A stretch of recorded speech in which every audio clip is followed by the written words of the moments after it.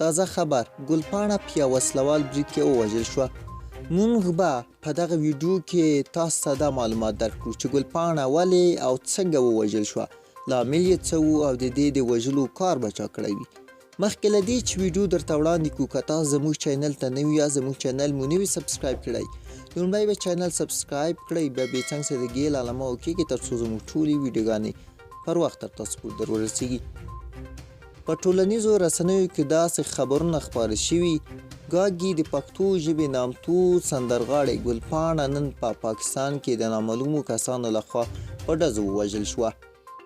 دا په داسې حال کې ده چې نن ګلپاڼې یو داسې ویډیو خپاره شوه چې په هغه کې ګلپاڼه د نڅا په حالت کې لیدل شوې وه چې د زیاتو خلکو او د نوموړي د مینوالو غبرګونونه یې راپارولي وو.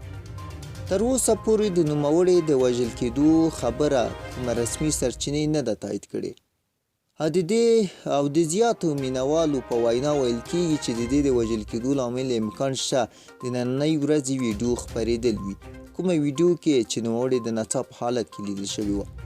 که ویډیو مو خوښه شوې وي ویډیو لایک کړئ، چینل ضروري سبسکرایب کړئ او ستاسو نظر د دې په اړه څه دی؟ چا یا وژل شوي به وي او که وژل شوي به وي ستاسو په نظر د دې د وژل کېدو لامل به څه وي او ولې ووژل شوه؟ خپل د قدر وړ نظریات مو راسره کومنټ کې شریک کړئ.